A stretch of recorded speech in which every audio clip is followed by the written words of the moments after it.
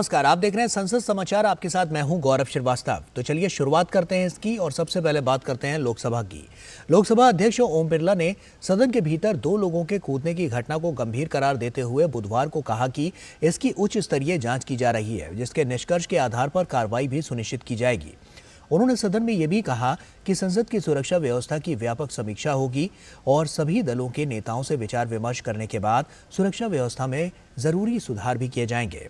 बिरला ने लोकसभा में कूदने वाले दोनों व्यक्तियों को रोकने और दबोचने में मुस्तैदी एवं निडरता दिखाने के लिए सांसदों, सुरक्षा कर्मियों और कर्मचारियों की सराहना की। उन्होंने दोपहर के बाद शाम 4 बजे सदन की कार्रवाई बृहस्पतिवार को सुबह 11 बजे तक के लिए स्थगित कर दी।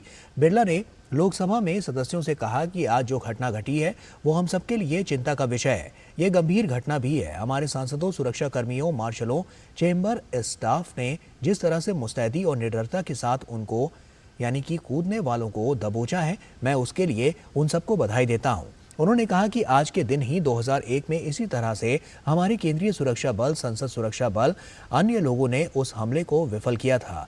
आज घटना को विफल करने के लिए हमने जो सामूहिक प्रयास किया है उसके लिए सदन को बधाई देता हूं। लोकसभा अध्यक्ष ने कहा कि हम इस घटना की उच्च स्तरीय जांच कर रहे हैं। जांच के उपरांत जो निष्कर्ष निकलेंगे उनके अनुसार कार्रवाई भी सुनिश्चित करेंगे। उन्होंने कहा कि मौजूदा सुरक्षा व्यवस्था की व्यापक समीक्षा की जाएगी। सभी दलों के नेताओं और सांसदों ने ऐसा आग्रह भी किया है। बिरला ने कहा कि सुरक्षा व्यवस्था में क्या क्या सुधार हो सकता है, उस पर सभी दलों के नेताओं के सुझाव के आधार पर कदम उठाए जाएंगे। लोकसभा अध्यक्ष ने कहा है कि हम सब इस बात पर एकमत हैं कि देश की सुरक्षा की जिम्मेदारी हमारी है। इसी तरह हम देश हित में अपने कर्तव्य को निभाते रहेंगे। लोकसभा की कार्रवाई के दौरान बुधवार को दर्शक दीर्घा से 2 लोग सदन के भीतर कूद गए, जिसके बाद कार्रवाई अचानक दोपहर 2 बजे तक के लिए स्थगित करनी पड़ी। सदन में शून्यकाल के दौरान दोपहर करीब 1 बजे दर्शक दीर्घा से 2 व्यक्ति सदन में कूदे और इनमें से एक व्यक्ति मेज को फांदते हुए आगे की ओर भाग रहा था। सुरक्षा कर्मियों और कुछ सांसदों ने उसे घेर लिया। बाद में दोनों को पकड़ लिया गया। पीठासीन सभापति राजेंद्र अग्रवाल ने कार्रवाई दोपहर 2 बजे तक के लिए स्थगित कर दी। लोकसभा अध्यक्ष ओम बिरला ने बताया कि लोकसभा अपने स्तर पर जांच कर रही है और इस बारे में दिल्ली पुलिस को भी निर्देश दिया गया है। उन्होंने ये भी कहा कि प्रारंभिक जांच से इस बात का पता चला है कि जो धुआं सदन में फैलाया गया था वो साधारण था। उन्होंने कहा कि यह सनसनी फैलाने के लिए किया गया था और इसे लेकर चिंता की कोई बात नहीं है। बिरला ने यह भी कहा कि सदन में कूदने वाले दोनों लोगों को पकड़कर उनके पास से सारी सामग्री जब्त कर ली गई है। साथ ही संसद भवन के बाहर प्रदर्शन कर रहे 2 और लोगों को भी पकड़ा गया है। आज सुबह लोकसभा अध्यक्ष ओम बिरला ने बुधवार को सदन की कार्रवाई आरंभ होने पर 2001 के संसद हमले को विफल करते हुए अपने प्राण न्यौछावर करने वाले सुरक्षा कर्मियों के बलिदान को याद किया।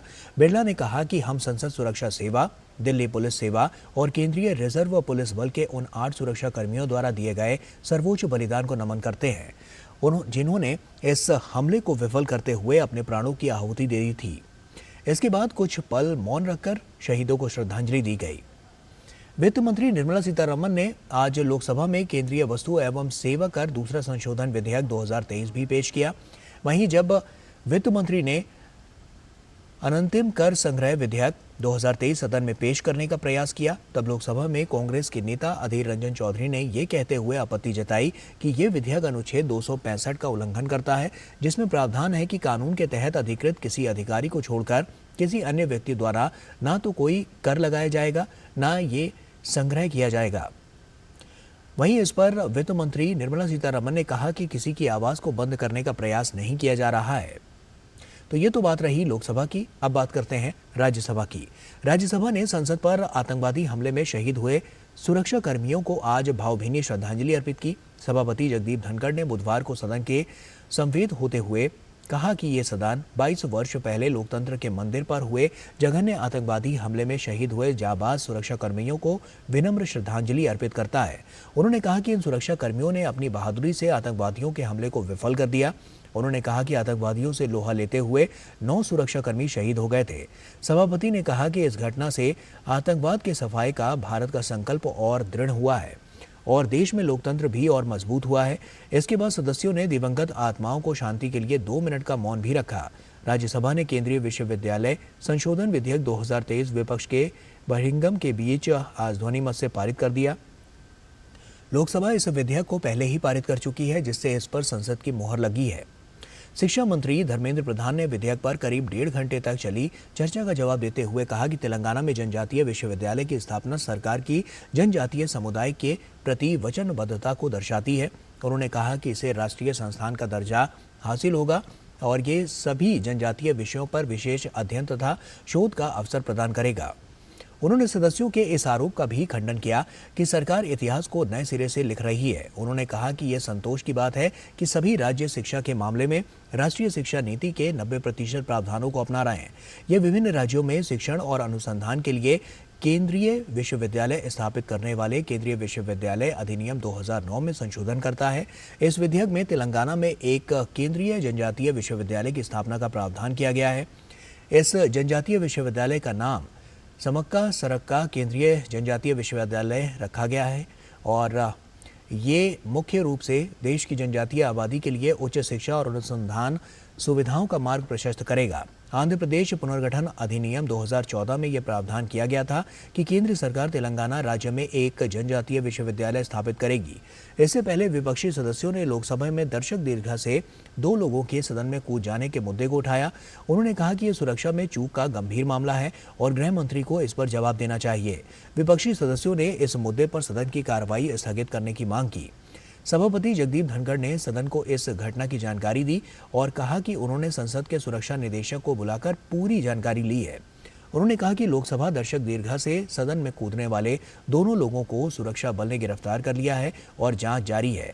विपक्षी सदस्यों ने इस मांग को लेकर सदन में शोरगुल किया और नारेबाजी की। बाद में विपक्षी सदस्य सदन से बहिर्गम कर वहां से चले गए और तृणमूल कांग्रेस की डोला सेन ने विधेयक पर चर्चा की शुरुआत करते हुए कहा कि मोदी सरकार में उच्च शिक्षा पर व्यय में कमी आई है।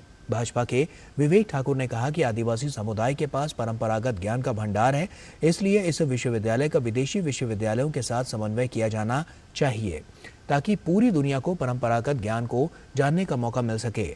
IUML के अब्दुल वहाब ने विधेयक का समर्थन करते हुए कहा कि विश्वविद्यालय युवाओं के लिए उम्मीद की किरण होते हैं, उन्हें राजनीति का केंद्र नहीं बनाया जाना चाहिए। अन्ना द्रमुक के M थम्बी दुरे ने कहा कि इस विश्वविद्यालय से शोध कार्य को बढ़ावा मिलेगा। भाजपा के सरन शेठ तनावड़े ने कहा है कि इस विश्वविद्यालय से स्थानीय लोगों की आकांक्षाएं पूरी होंगी। उन्होंने कहा कि देश में शोध को बढ़ावा भी मिलेगा। जनजातीय कार्य मंत्री अर्जुन मुंडा ने चर्चा में हस्तक्षेप करते हुए कहा कि वो जनजातीय विश्वविद्यालय की स्थापना का स्वागत करते हैं। उन्होंने कहा कि सरकार 21वीं सदी को भारत की सदी बनाने के लिए अंतिम छोर पर खड़े समुदाय का उत्थान कर इसकी शुरुआत कर रही है। राज्यसभा ने 76 अनुपयोगी और पुराने कानूनों को रद्द करने वाले निरसन एवं संशोधन विधेयक 2023 को विपक्ष की गैर मौजूदगी में ध्वनि मत से पारित कर दिया। लोकसभा इस विधेयक को 27 जुलाई 2023 को पारित कर चुकी है। केंद्रीय विधि मंत्री अर्जुन राम मेघवाल ने विधेयक पर हुई संक्षिप्त चर्चा का जवाब देते हुए कहा कि कानून की प्राकृतिक मौत नहीं हो सकती और इसलिए मोदी सरकार ने पुराने अनुपयोगी कानूनों को रद्द करने की नीति अपनाई है और इसी के तहत अब तक 1486 कानून समाप्त किए जा चुके हैं। अब 76 और पुराने कानूनों को समाप्त किया जा रहा है। इस विधेयक के पारित होने पर कुल 1562 कानून समाप्त हो जाएंगे। कांग्रेस के राजीव शुक्ला ने सरकार से डिजिटल लेन देन में धोखाधड़ी की बढ़ती घटनाओं पर रोक लगाने के लिए ठोस कदम उठाने की मांग की है। उन्होंने शून्यकाल में कहा कि देश में डिजिटल लेन देन के बढ़ने के साथ लोगों के साथ धोखाधड़ी की घटनाएं भी बढ़ रही हैं। उन्होंने कहा कि पुलिस इन मामलों से निपटने के लिए पूरी तरह से प्रशिक्षित नहीं है। उन्होंने कहा कि बैंकों ने इस संबंध में महत्वपूर्ण उपाय सुझाए हैं, लेकिन ये घटनाएं निरंतर जारी हैं। उन्होंने मांग की है कि सरकार को इन घटनाओं पर अंकुश लगाने के लिए ठोस कदम उठाने चाहिए। तृणमूल कांग्रेस के साकेत गोखले ने जेलों में बंद विचाराधीन कैदियों को कानूनी सहायता मुहैया कराने का मुद्दा उठाया। उन्होंने कहा कि वो स्वयं भी जेल में विचाराधीन कैदी के रूप में रह चुके हैं। उन्होंने कहा कि देश की जेलों में बंद कैदियों में से 77% विचाराधीन कैदी हैं जो छोटे मोटे अपराधों के कारण जेलों में बंद हैं। कांग्रेस के अखिलेश प्रताप सिंह ने ट्रेनों में यात्रा के लिए खिड़की से खरीदे गए टिकटों को रद्द कराने की में आने वाली दिक्कतों का मुद्दा उठाया। उन्होंने सुझाव दिया कि खिड़की से लिए गए टिकटों को रद्द करने के एक वैकल्पिक व्यवस्था की जानी चाहिए। उन्होंने कहा कि टिकट रद्द करने का शुल्क भी कम किए जाने की जरूरत है। भाजपा की कविता पाटीदार ने एक देश एक राशन कार्ड की तर्ज पर एक राष्ट्र एक प्रमाण पत्र जारी किए जाने की मांग की। उन्होंने कहा कि इसमें जन्म प्रमाण पत्र, निवास प्रमाण पत्र और जाति प्रमाण पत्र को समाहित किया जा सकता है। और उन्होंने कहा कि इन तीनों प्रमाण पत्र में एक ही तरह की जानकारी होती है, इसलिए इनके लिए एक ही प्रमाण पत्र काम कर सकता है। निर्दलीय अजीत कुमार ने असम में वनों की अंधाधुंध कटाई का मुद्दा उठाते हुए इस पर रोक लगाने की मांग की। उन्होंने कहा कि असम में 18,000 हेक्टेयर में वन काटे गए हैं। भाजपा के नरहरि अमीन ने सहायतार्थ न्यासों द्वारा संचालित छात्र हॉस्टलों पर वस्तु एवं सेवा कर नहीं लगाए जाने की मांग की। उन्होंने कहा कि गुजरात में विभिन्न चैरिटेबल ट्रस्ट गरीब छात्रों के लिए किफायती हॉस्टल चलाते हैं, जिनसे 12% जीएसटी लिया जाता है। IUML के अब्दुल वहाब ने युवा महिलाओं में आत्महत्या की बढ़ती प्रवृत्ति का मुद्दा उठाया। शिक्षा मंत्री धर्मेंद्र प्रधान ने राज्यसभा में कहा कि सरकार भारतीय प्रौद्योगिकी संस्थान जैसे संस्थानों में खेल कोटा देने पर विचार कर रही है।